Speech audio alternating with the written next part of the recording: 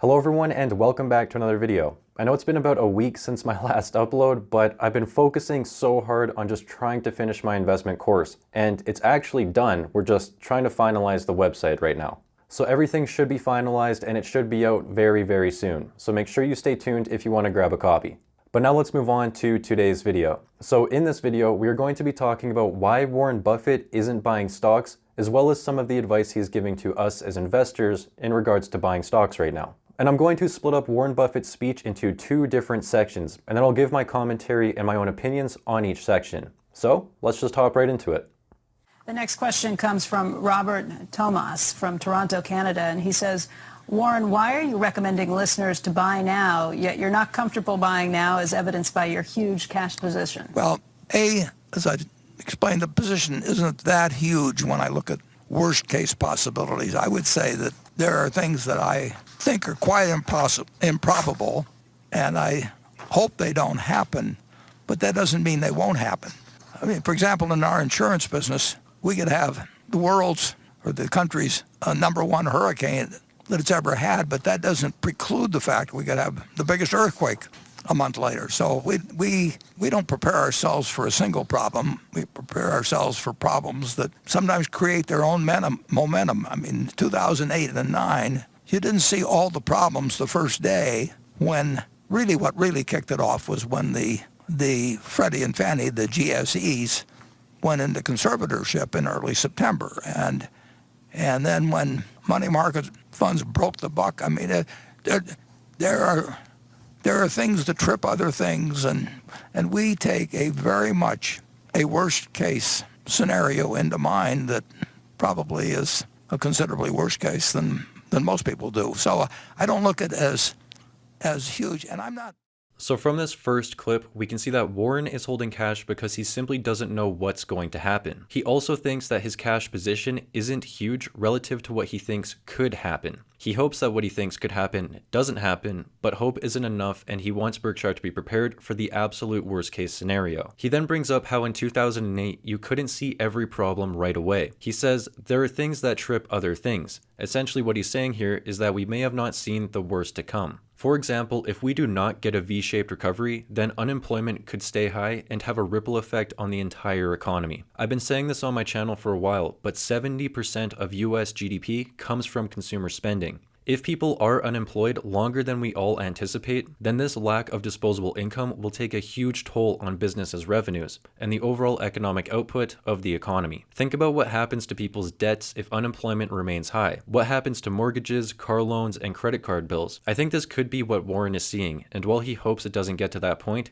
he still won't invest based on this hope. Also, in my opinion, I think the market is reflecting a lot of hope that the economy is going to recover nicely, unemployment is going to go way back down, and that the illness isn't going to be a lasting issue. The thing is, if this chain reaction does end up starting, or the illness causes the world to be shut down longer than we all think, then right now is not a good time to be buying, in my own opinion. I've been saying this on my channel as well, but as of lately, the market has been reflecting the best possible outcome. This means that if we don't get the best possible outcome, then businesses will suffer, and eventually the market will come down to reflect that. Let's take a look at what Benjamin Graham wrote in The Intelligent Investor on page 477. In the short run, the market is a voting machine, and in the long run, it is a weighing one. What this means is that in the short term, investors vote what they think is going to happen, and the market reflects that. However, in the long run, the fundamentals of the underlying businesses will be what weighs in on the market. Benjamin Graham tells us this clearly on page 45 of the same book, where he says, stocks do well or poorly in the future because the underlying business does well or poorly. Nothing more and nothing less. So since the market is voting that everything will be just fine, and we don't know that for certain, it means that by buying in now, you're taking on a ton of risk. If anything happens that isn't perfect, then that will negatively affect the market, since perfection is what is currently being priced in. The fact is that the future right now is so uncertain, because it's being dictated by an illness we don't even fully understand yet, and we really can't fight against it. Social distancing is currently our only way to stop the spread, and if we have to keep these measures in place longer than we think, then it could add delay to the recovery of the economy. Just look around. Restaurants are at half capacity, businesses are filing for bankruptcy, movie theaters are closed, and everyone has to social distance. If we have to keep these measures in place for an extended period of time, then it will only add more stress to the economy. With many states seeing brand new spikes in cases as well,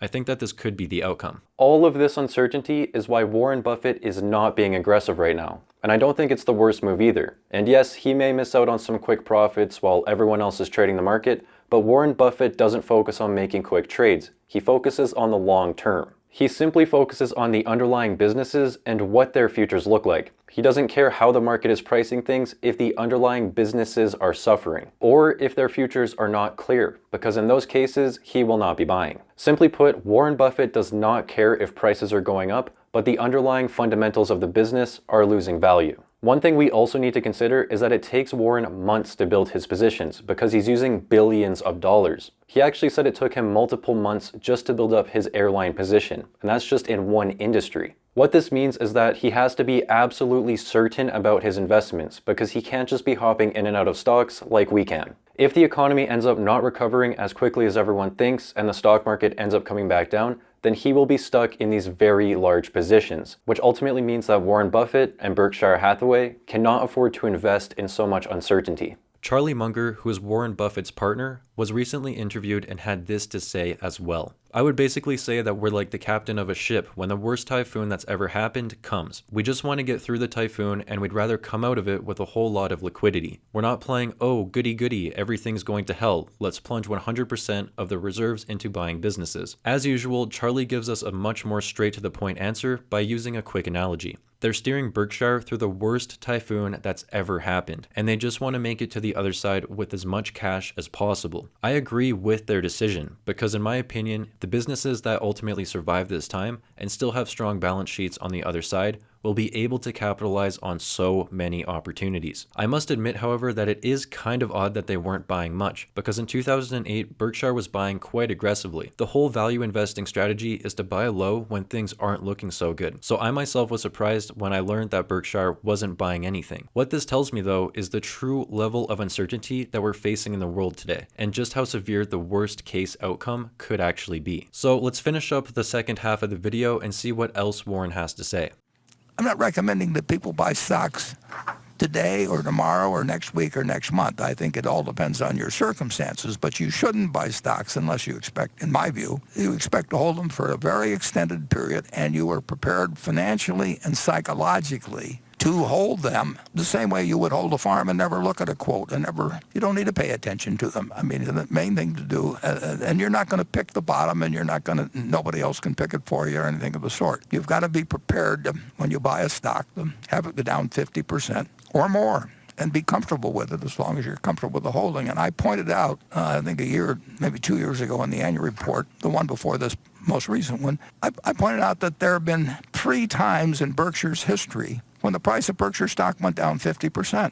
3 different times. Now, if you owed it on borrowed money, you could have been cleaned out. There wasn't anything wrong with Berkshire when those 3 times occurred. But if you're going to look at the price of the stock and think that you have to act because it's doing this or that, or somebody else tells you, well, how can you stay with that when something else is going up or anything?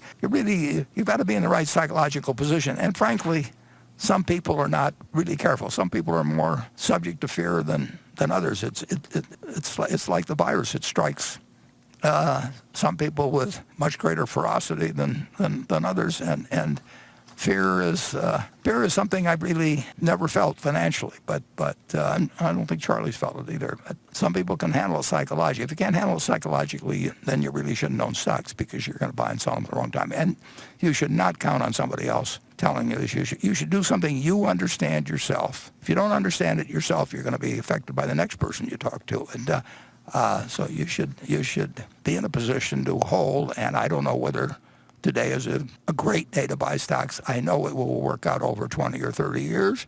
I don't know whether it'll work out over 2 years at all. I have no idea whether you'll be ahead or behind on a stock you buy on Monday morning or the market.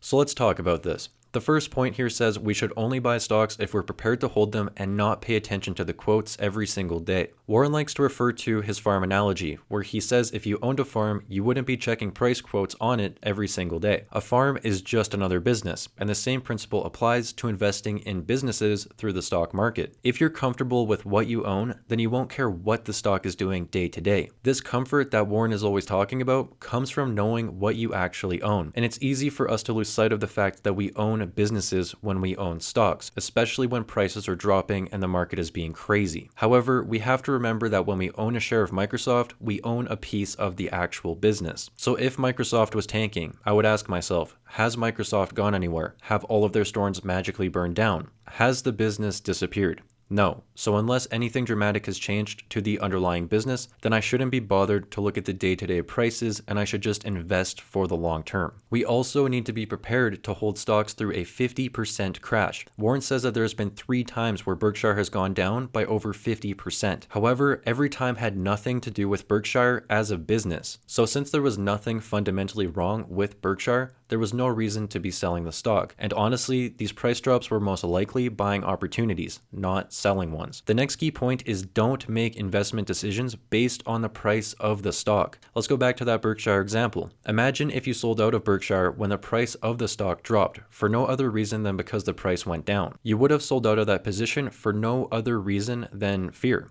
Because again, there was nothing fundamentally wrong with the business. This right here is why Warren is always telling us to focus on the underlying businesses we are invested in, and not what the market is pricing these businesses at. Another thing Warren very quickly says is if you don't understand what you own, then you'll be affected by the next person you talk to. This is why Warren preaches that we shouldn't invest in anything we don't understand, because if we do, then we won't be able to rely on our own judgment to make rational investment choices. If you know what you own, then you won't be affected by anyone else's opinion or sell your stock just because other people are selling. He closes out the video by saying he doesn't know what stock prices will do in the next 2 years, but what he does know is that in 20 to 30 years, they will come out ahead. What we can take away from this is that we should only be investing in businesses we understand and we can see holding for the long term. He's not saying that right now is either a good or a bad time to buy stocks because he doesn't know. No one does. This is why we have to focus on the long term and try to buy wonderful businesses when we can get them at a great price. So to summarize the video, Warren Buffett is just trying to make it through this time of economic uncertainty with as much cash as possible on the other side. He's simply just playing it safe because he thinks that there's a potential that we haven't seen the worst to come. And his advice to all of us as investors is not to focus on the short term in the market or what the market is going to do within the next 2 years, because the honest truth is absolutely no one knows.